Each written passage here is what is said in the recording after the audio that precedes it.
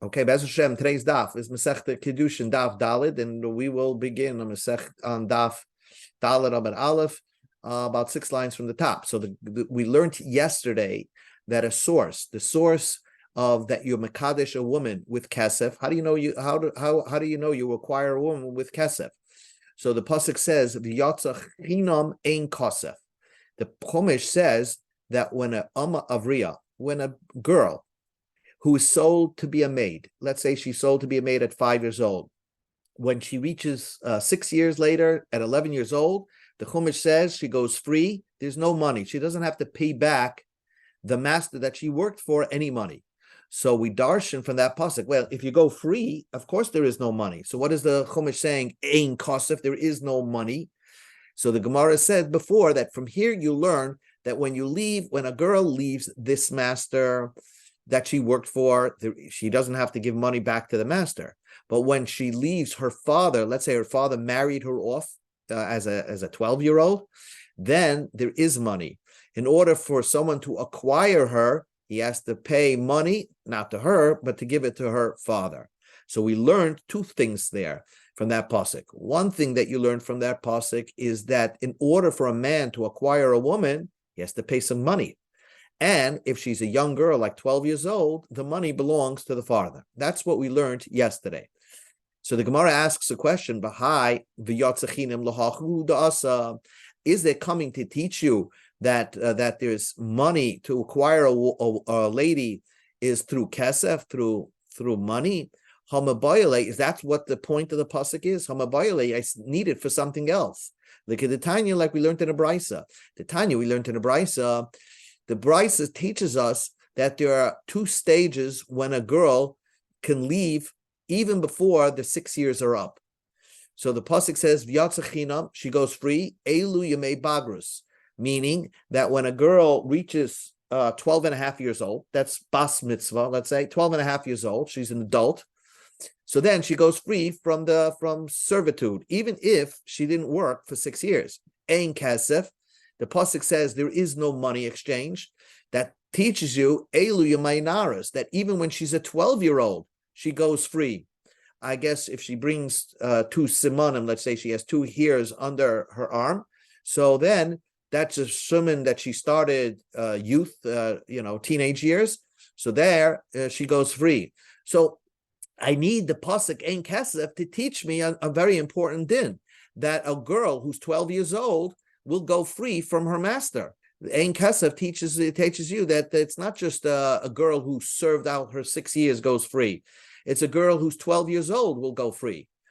And now, obviously, you're going to ask me the question, if a girl 12-year-old goes free from her master, then why does the Chumash have to say that when she's 12 and a half and she's an adult, then she goes free? I mean, once she went free once, certainly she's free forever. So the Gemara is going to ask that soon. But the point of the Gemara's question is that Ein Kesef is not a free pasuk anymore to teach us that to acquire a regular lady, you need money. We need it to teach you something that has to do with having maids as having maid servants, Jewish maid servants, that they go free when they hit the number 12, when they hit the age 12. Amar Ravina said, Im Kain, if it was only teaching us one teaching, Le Makra, let the pasuk says Ein Kesef. Ein kesef without the yud. Amai, why does the pasuk say ein kesef with the yud? It says aleph yud nun and the nun. So why does it add the extra yud? So we darshan ein kesef la'adon zeh. There is no money when you leave this master. Av yesh kesef la'adon acha, but there will be a money exchange when she leaves another master, her father.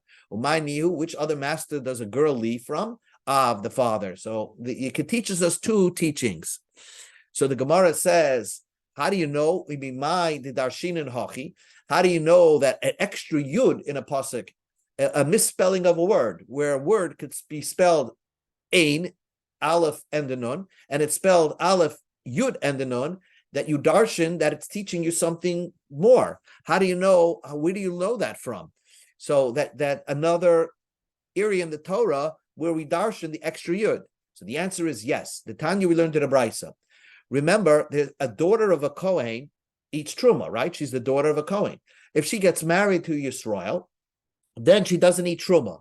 But if the Yisrael dies, then the pasuk says, the Tanya will the Brisa, V'zera ein lo. If she has no children, then she goes back to her father's house and could start eating truma.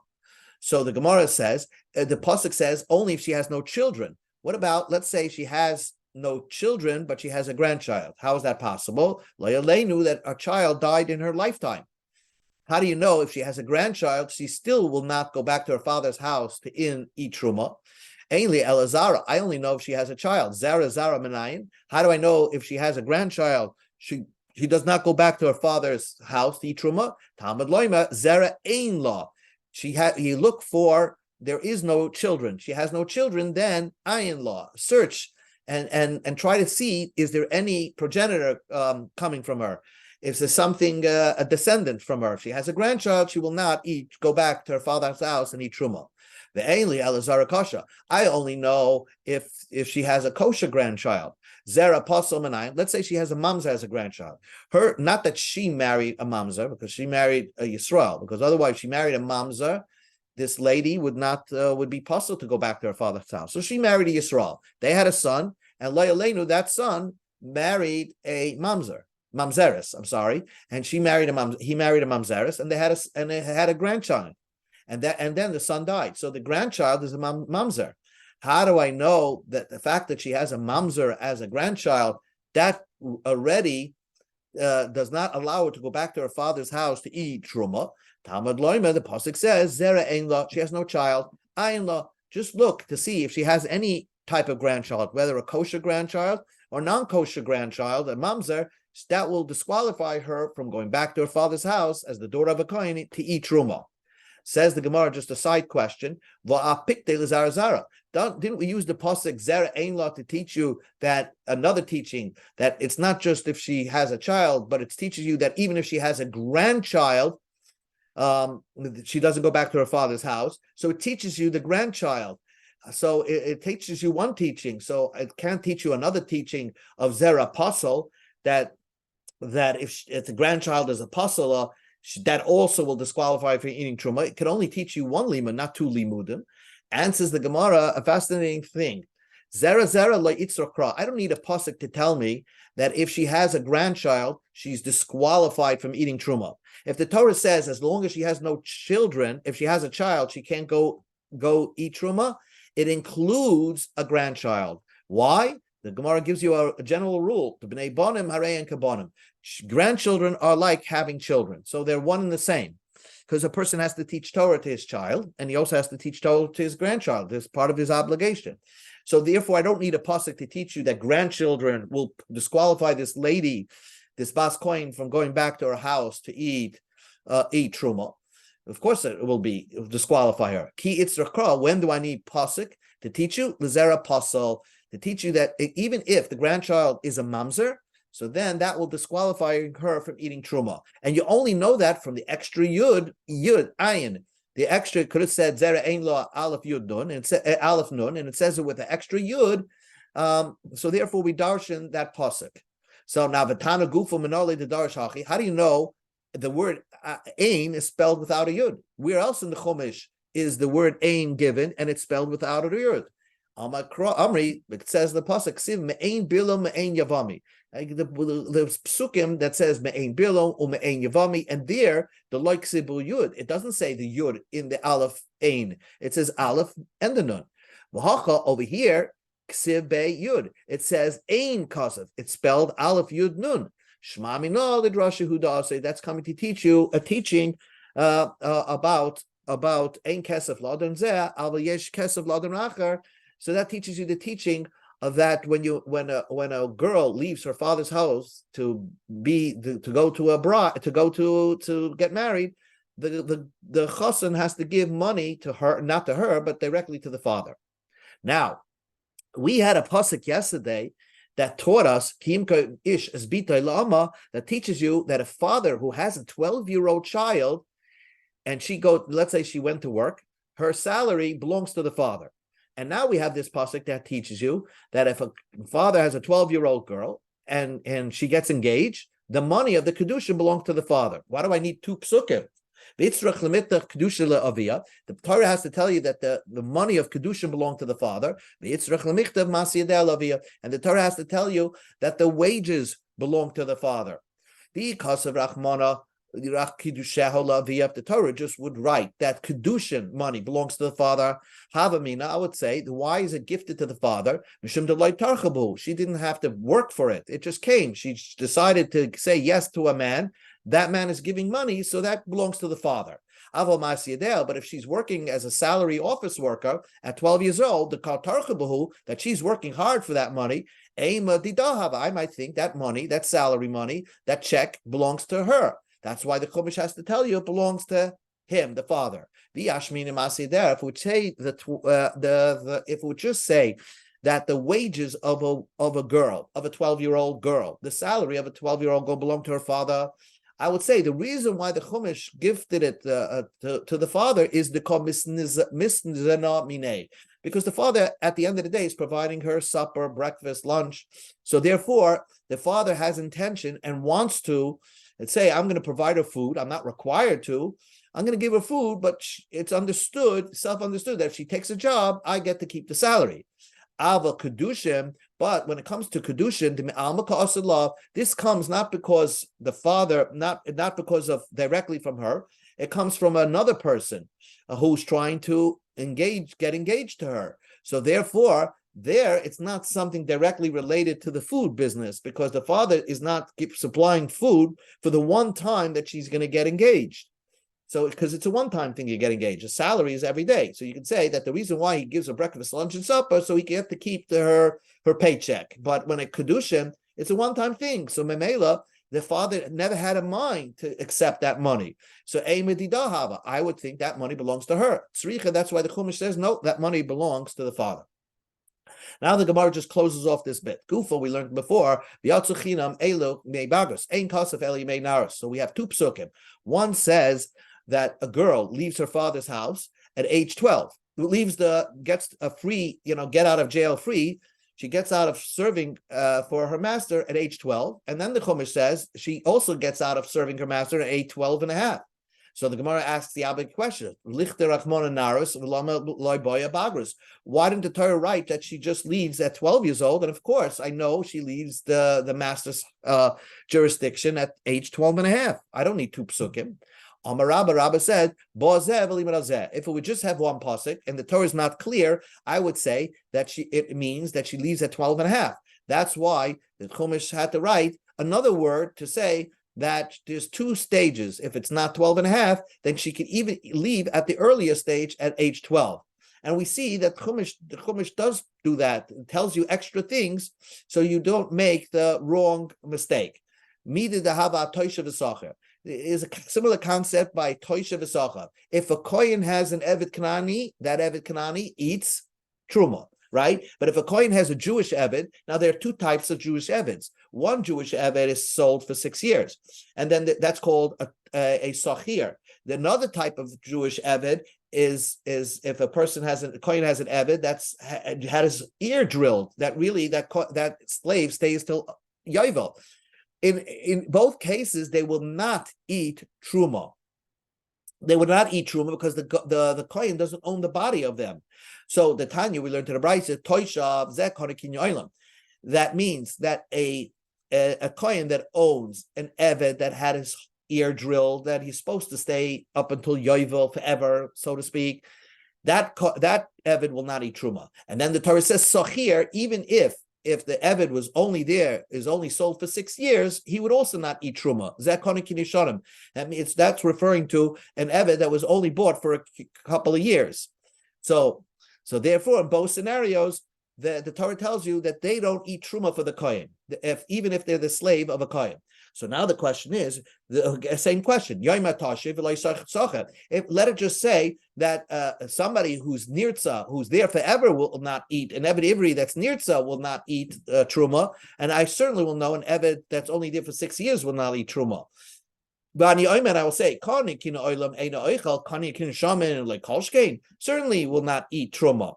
So that's the same idea, same answer. Iluke, if it would Torah just say that, I would say, if the Torah were one word, I would say Toishav Zekon Kinishanim.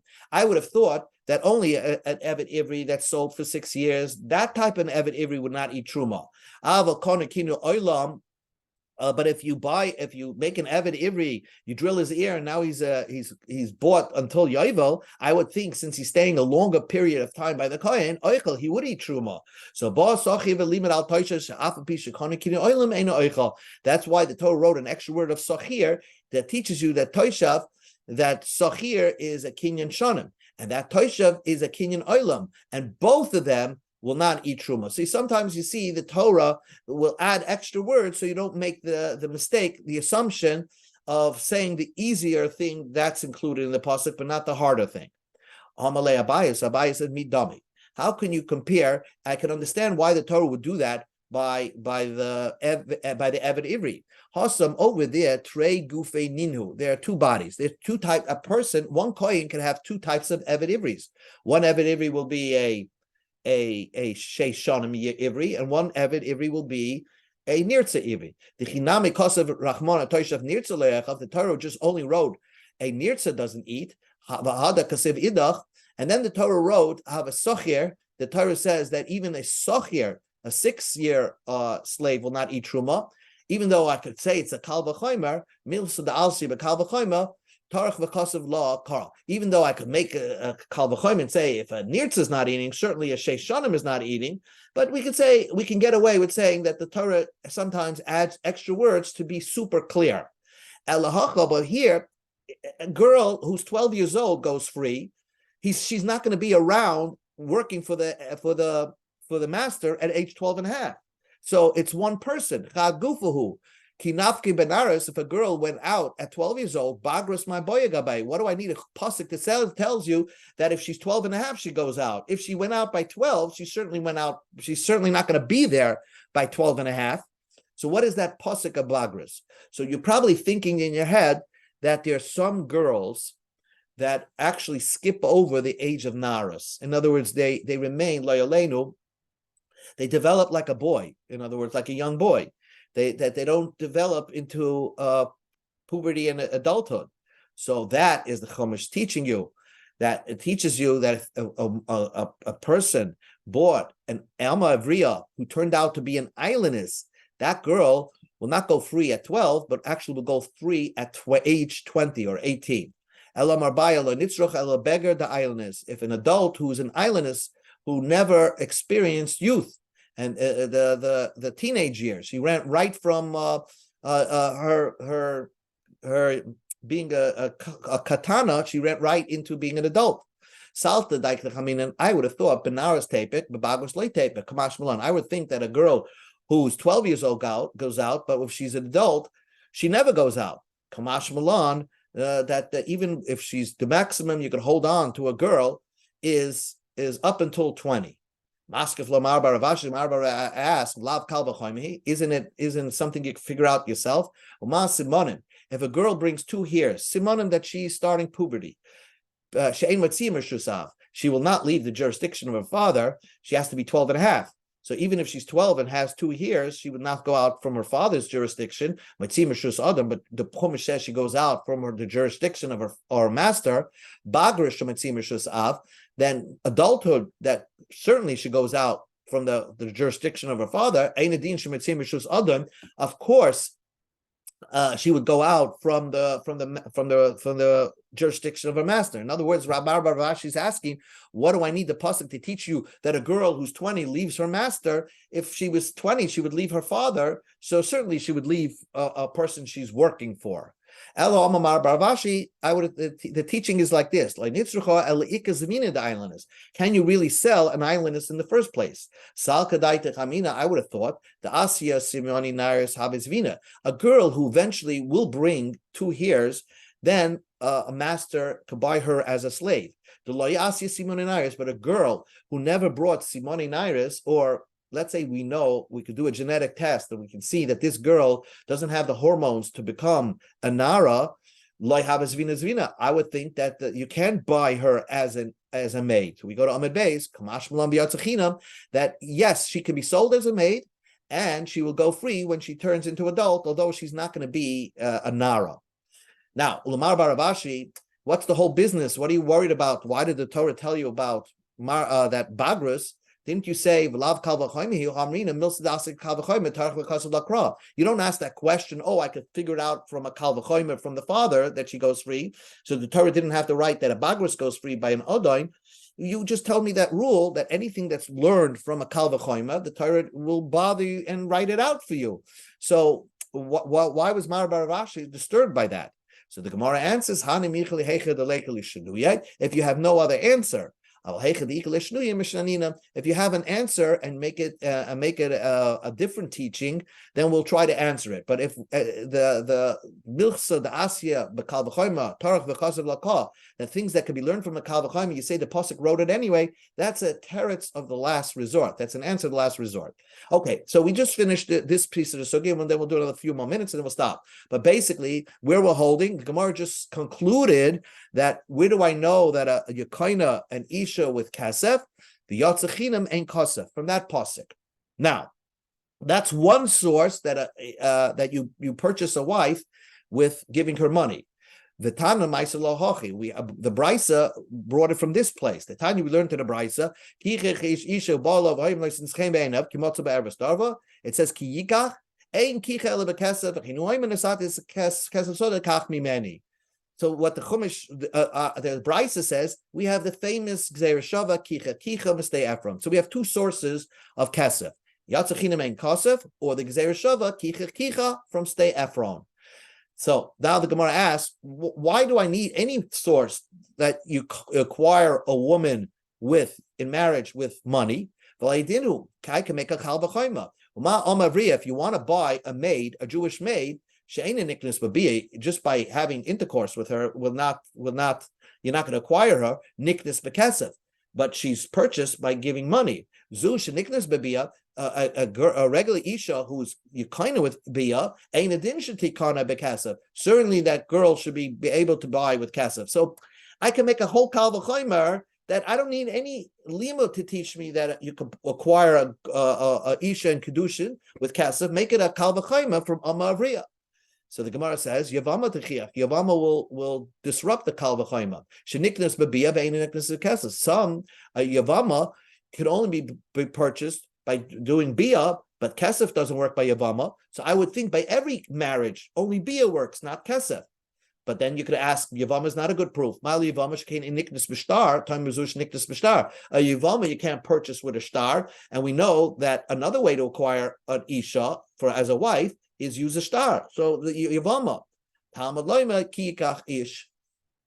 So that's why that we need the lima of ki yikach ish. So the Gemara says, Halami kikra asila. Didn't I learn it from Amavriya? And if you have a problem with Amavriya, Yavama will prove it. If you have a problem with Yavama, Amavriya will prove it. Ravashi says the main pasuk, the problem with this whole pasuk is mishum the ikal meimam ikar dedina pircha. The whole source of Amavriya is knocked out. In other words, there's no limit from Amavriya. Mehecha kamaisis Amavriya. Mala Amavriya shekain yotzes bekesef. Time of bezu sheni yotzes bekesef. An Amavriya, to buy a maid to work for you, yes, you can buy her with money, but she could also go out with money. If someone redeems her, the Amavriya goes free. So, but an Isha, if you buy her with money, she's not going to go out with money. You have to give a regular get. So therefore, it's not similar to Amavriya, and therefore you need a special limud to teach you that to acquire an Isha, it's with money. Talmud loyma kikach ish. That's why I need the lima to teach you. We need the Torah to teach special teachings from elsewhere that you can acquire a woman with money. Now the Gemara concludes. So I have two limudim to teach you that you acquire a woman with money. Yatzachinam ein kasef, and the Gzeir Shava kikach ish ish. Gzeir Shava kicha from Stei Ephraim. So why do I need two teachings to teach you that a woman can be acquired with money?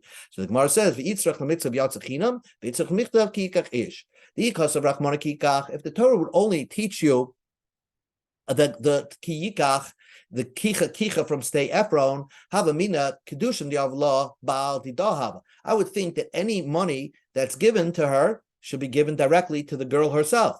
But now, how would I know that a girl who's 12 years old, that money is not given to her, it's given to her father? Kasav Rachmona, that's why the Torah had to write V'yatzachinam, that when the money is given, it's given to the father. Because of Rachmona V'yatzachinam, if we just teach you the V'yatzachinam, Havamina Heicha, the Yavla Ihili the day, the Kidashtoi. If it would just have that pasuk, I would think that there is a possibility that if the girl would give the husband money and say, Hareat Mukudeshes Li, have a kedushin, I would think that's a good kedushin. Or the way Tosfos says that if he would give the money, but she's the one that's saying, I'm being mukudeshes to you, not him saying that. So I would think that works. Kasav Rachmona Kiikach, that the man has to do the taking, but like Kisikach, not that the woman is being taken by the man. It's not the woman taking the husband, it's the man taking the wife. That's what we need from both limudim. One more minute, and then we'll stop. Ba'ala, the Torah says that another way to acquire a woman is with bia. Malamich niknas b'bia. So now the question is, why would I need the Torah to tell you that to marry a woman you do bia? I could think of that on my own. It's a kal v'choima. Ma yivama she'ein niknas b'kesef, niknas b'bia, zush niknas b'kesef, ein adin niknas b'bia. Just like to acquire yivama, kesef doesn't work, bia works. So if the Torah tells you that kesef works by acquiring a regular wife, certainly bia would work when you acquire a regular wife. So the Gemara says, Amar Avriya Techia. I'll prove it to you the other way by an Amar Avriya. Sheniklis bekesef, kesef works, veiniklis bebia, and bia doesn't work. So I would think that to require a regular wife, only kesef works, not bia. But then Amar Avriya is not a good example. Mal Amar Avriya came kinyan l'shem ishus. When you're buying an Amar Avriya, it's just to work for you, but not as your wife. That you're buying her for a wife. So therefore, bia works. Talmud Bavli. So the Torah teaches you that to acquire a wife, you have to do bia. That's one of the ways to acquire a wife is doing bia. The Gemara just concludes, why do I need the Chumash to tell you that to acquire a regular woman in Ishus, you could do bia? I know that on my own from just looking at Yavama that it works. So it would work by a regular marriage. Ravasi finally answers, because there's a problem. What's your main source? Where do you want to learn that bia works for a regular marriage? From Yavama. But Yavama is a special type of marriage. As Rashi explains, that because the previous husband already gave Kedushin, and now that person died and the brother wants to do Yibam, so therefore bia is just finishing off what the original marriage was. So she's already bonded to the Yavam. But when you want to marry a person who you're not bonded to, who you're not bounded to, I would think bia doesn't work. Only bia works if you have some previous bond, then bia just finishes it up. But if you're not bonded to each other from anywhere and you want to just create the bond, I wouldn't know that bia would create the bond. Talmud Loimer, that's why the Chumash says, Ubala, that to marry a woman, one of the other kinyanim are doing bia. Guten Shabbos.